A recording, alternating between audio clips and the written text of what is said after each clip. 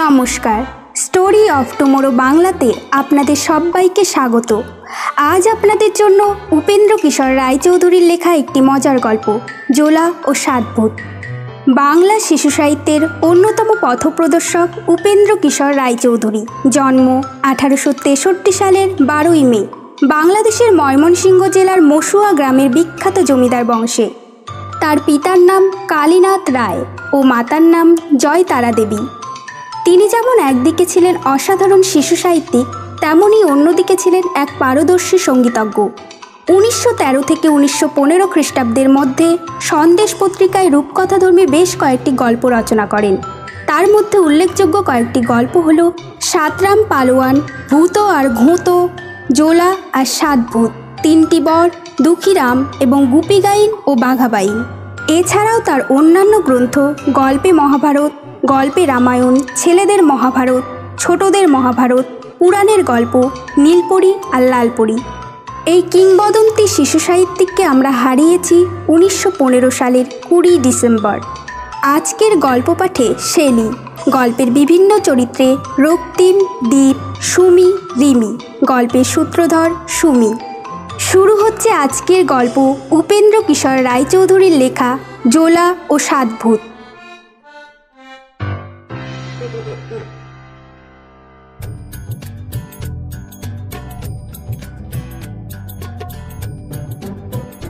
এক জোলা ছিল, সে পিঠে খেতে বড় ভালোবাসত। একদিন সে তার মাকে বলল, মা, আমার না বড্ড পিঠে খেতে ইচ্ছে করছে, আমাকে কয়েকটা পিঠে করে দাও না। সেই দিন তার মা তাকে লাল লাল গোল গোল চ্যাপটা চ্যাপটা 7খানি চমৎকার পিঠে করে দিল। জোলা সেই পিঠে পেয়ে ভারী খুশি হয়ে নাচতে লাগলো আর বলতে লাগলো, একটা খাবো, দুটো খাবো, সাত বেটাকে চিবিয়ে খাবো, একটা খাবো, দুটো খাবো, সাত বেটাকে চিবিয়ে খাবো। জোলার মা বলল, খালি নাচবি যদি, তবে খাবি কখন? জোলা বলল, খাবো কি এখানে নাকি? সবাই যেখানে দেখতে পাবে সেইখানে গিয়ে খাবো। বলে জোলা পিঠেগুলি নিয়ে নাচতে নাচতে বাড়ি থেকে গেল। বলতে লাগলো, একটা খাবো, দুটো খাবো, সাত বেটাকে চিবিয়ে খাবো, একটা খাবো, দুটো খাবো, সাত বেটাকেই চিবিয়ে খাবো, একটা খাবো, দুটো খাবো, সাত বেটাকেই চিবিয়ে খাবো। নাচতে নাচতে জোলা একেবারে সেই বটগাছ তলায় চলে এলো যেখানে হাট হয়।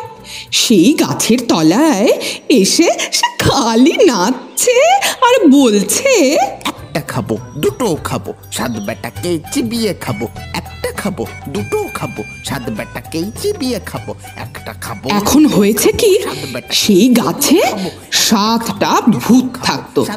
জোলা 7 বেটাকেই চিবিয়ে খাবো বলছে, আর তা শুনে তাদের তো বড্ড ভয় লেগেছে।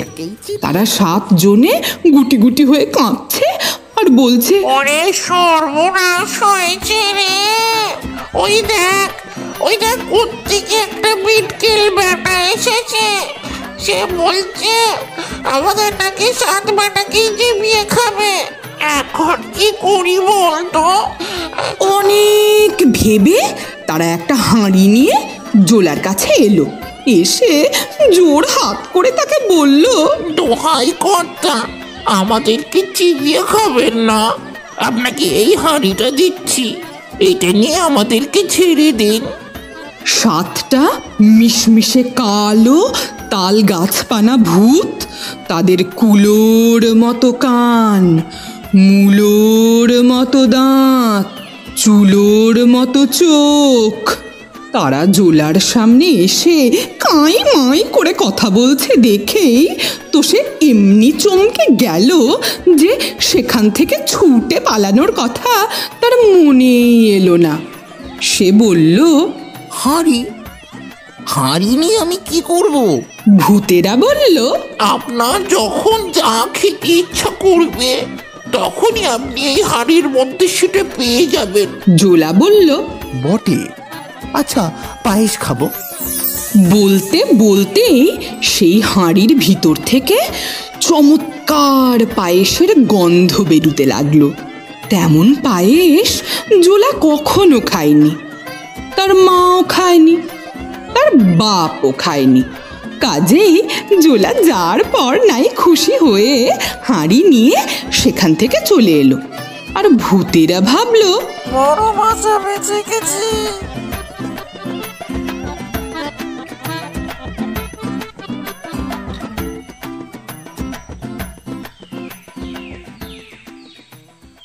তখন বেলা অনেক হয়েছে আর জোলার বাড়ি সেখান থেকে ঢের দূরে। তাই জোলা ভাবলো, এখন এই রোদে কি করে বাড়ি যাব? একটা বন্ধুর বাড়িটা কাছে আছে, এই বেলা সেখানে যাই, বিকেলে না হয় বাড়ি যাব। বলে সে তার বন্ধুর বাড়ি এসেছে। সে হতভাগা কিন্তু ছিল দুষ্টু। সে জোলার হাঁড়িটি দেখে জিজ্ঞাসা করলো, হাড়িটা কোত্থেকে আনলি রে? জোলা বলল, বন্ধু, এ যে সে হাঁড়ি নয়, এর ভারী গুণ। বন্ধু বলল, বটে, আচ্ছা দেখি তো কেমন গুণ। তুমি যা খেতে চাও আমি তাই এই হাঁড়ির ভিতর থেকে বের করে আনতে পারি। আমি আমি রাবড়ি, সন্দেশ, রসগোল্লা, সরভাজা, মালপোয়া, পান্তুয়া, কাঁচাগোল্লা, ক্ষীরমোহর, গজা, জিলাপি, অমৃতি, চমচম এইসব খাবো। জোলার বন্ধু যা বলছে জোলা হাঁড়ির ভিতর হাত দিয়ে তাই বার করে আনছে। এইসব দেখে তার বন্ধু ভাবলো যে এই জিনিস চুরি না করলে তো হচ্ছে না। তখন জোলাকে কতই আদর করতে লাগলো। বন্ধু, একটু একটু হাওয়া করে দিই তোমাকে, গা মুছিয়ে দিই। পাখা এনে তাকে হাওয়া করলো, গামছা দিয়ে তার মুখ মুছিয়ে দিল আর বলল, আহা ভাই, তোমার কি কষ্ট হয়েছে? গা দিয়ে ঘাম বইছে, একটু ঘুমোবে ভাই, ঘুমোবে? বিছানা করে দেব? সত্যি সত্যি জোলার তখন ঘুম পেয়েছিল। কাজেই সে বলল, আচ্ছা তাহলে বিছানাটা করে দাও। নাও শুয়ে পড়ো, শুয়ে পড়ো। তখন তার বন্ধু বিছানা করে তাকে ঘুম পাড়িয়ে তার হাঁড়িটি বদলে তার জায়গায় ঠিক তেমনি ধরনের আর একটা হাঁড়ি রেখে দিল। জোলা তার কিছুই জানে না। সে বিকালে ঘুম থেকে উঠে বাড়ি চলে এসেছে আর তার মাকে বলছে, দেখো মা, একটা হাঁড়ি এনেছি, কি চমৎকার হাঁড়ি। তুমি কি খাবে মা? সন্দেশ খাবে, পিঠে খাবে? দেখো আমি এই হাঁড়ির ভিতর থেকে সে সব কিছু বার করে দিচ্ছি। কিন্তু এ তো আর সে হাঁড়ি নয়, এর ভিতর থেকে সেসব জিনিস বেরোবে কেন? মাঝখান থেকে জোলা বোকা বনে গেল আর মা তাকে বকতে লাগলো, কি এসব সাইপাস নিয়ে বাড়ি ফিরলি?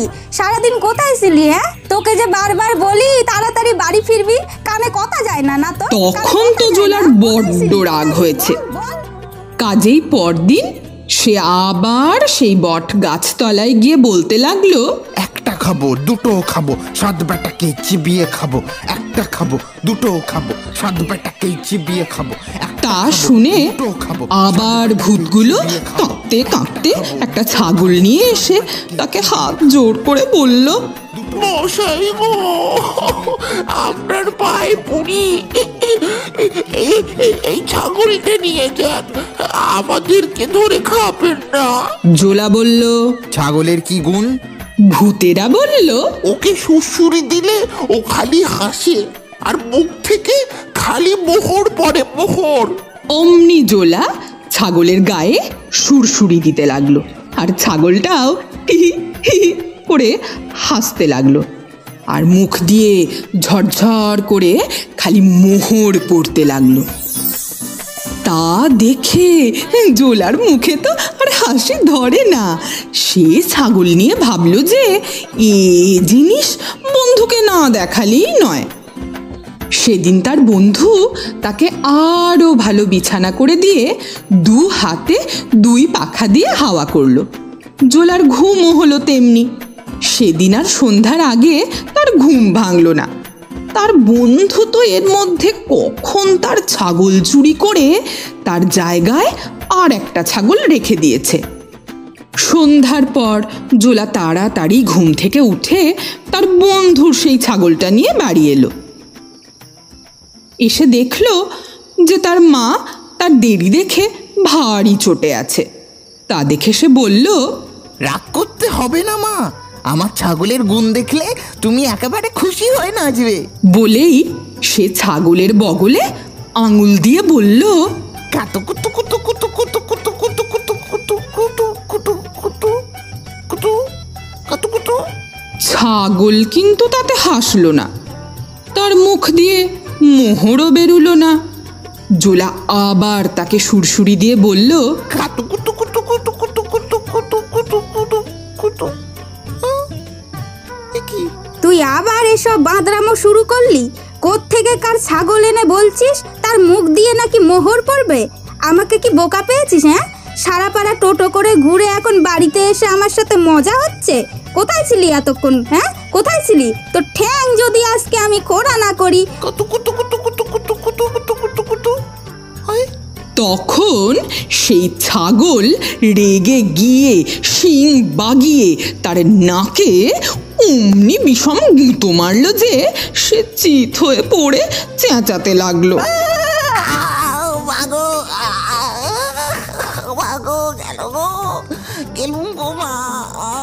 আর তার নাক দিয়ে রক্তও পড়লো প্রায় 3 পোয়া। তার উপর আবার তার মা তাকে এমনি বকুনি দিল যে তেমন বকুনি সে আর খায়নি। তাতে জোলার রাগ যে হলো সে আর কি বলবো। সে আবার সেই বট গাছ তলায় গিয়ে চেঁচিয়ে বলতে লাগলো, একটা খাবো, দুটোও খাবো, 7 বেটাকে চিবিয়ে খাবো। একটা খাবো, দুটোও খাবো, 7 বেটাকে চিবিয়ে খাবো। বেটারা আমাকে 2 বার ফাঁকি দিয়েছিস, ছাগল দিয়ে আমার নাক থেতলে দিয়েছিস, আজ আর তোদের ছাড়ছি না। ভূতেরা তাতে ভারী আশ্চর্য হয়ে বলল, সে কি মশাই, আমরা কি করে আবার আপনাকে ফাঁকি দিল? আর ছাগল দিয়েই বা কি করে আপনার নাক থাতলা করলো? জোলা তার নাক দেখিয়ে বলল, এই দেখ না, গুঁতো মেরে আমার নাকে কি দশা করেছে। তোদের সব বেটাকে আমি আজকে চিবিয়ে খাবো। ভূতেরা বলল, সে কখনো আমাদের ছাগল নয়। আপনি কি এখান থেকে সোজাসুজি বাড়ি গিয়েছিলেন? জোলা বলল, না, আগে বন্ধুর ওখানে একবার গিয়েছিল, সেখানে ঘুমিয়ে তারপর বাড়ি গিয়েছিল। ভূতেরা বলল, তবেই তো হয়েছে। আপনি যখন ঘুমোচ্ছিলেন তখন আপনার বন্ধু আপনার ছাগল চুরি করেছে। এ কথা শুনেই জোলা সব বুঝতে পারল। সে বলল, ঠিক ঠিক, তাহলে সে বেটাই আমার হাঁড়িটা চুরি করেছে। এখন কি হবে? ভূতেরা তাকে এক গাছি লাঠি দিয়ে বলল, এ লাঠি আপনার হাঁড়িও এনে দেবে আর ছাগলও এনে দেবে। শুধু একটিবার আপনার বন্ধুর কাছে নিয়ে গিয়ে বলবেন লাঠি লাগতো, তাহলেই দেখবেন কি মজা হবে। লক্ষ লোক ছুটে এলেও এই লাঠির সঙ্গে পারবে না, সকলকে পিটিয়ে ঠিক করে দেবে। জোলা তখন সেই লাঠিটি বগলে করে তার বন্ধুর কাছে গিয়ে বলল, বন্ধু, একটা মজা দেখবে? বন্ধু তো ভেবেছে না জানি কি মজা হবে। তারপর যখন জোলা বলল, এ লাগ লাগ লাগ লাগ লাঠি লাগতো, তখন সে এমনি মজা দেখলো যেমন তার জন্মে আর কখনো দেখেনি। লাঠি তাকে পিটে পিটে তার মাথা থেকে পা অবধি চামড়া তুলে ফেললো। সে ছুটে পালালো। লাঠি তার সঙ্গে সঙ্গে গিয়ে তাকে পিটতে পিটতে ফিরিয়ে নিয়ে এলো। তখন সে কাঁদতে কাঁদতে হাত জোর করে বলল, তোর পায়ে পড়ি ভাই, তোর হারিলে, তোর ছাগল দে, আমাকে ছেড়ে দে, আমাকে ছেড়ে দে। আগে ছাগল আর হাঁড়ি নিয়ে আন, তারপরে তোকে ছাড়বো। কাজে বন্ধু মশাই আর কি করেন, সেই পিটুনি খেতে খেতেই হাঁড়ি আর ছাগল এনে হাজির করলেন। অমনি হাঁড়ি সন্দেশে ভরে গেল। ছাগলকে সুরসুরি দিতে না দিতেই সে হো হো করে হেসে ফেলল, আর তার মুখ দিয়ে 400টা মোহর বেরিয়ে পড়ল। তখন সে তার লাঠি, হাঁড়ি আর ছাগল নিয়ে বাড়ি চলে গেল।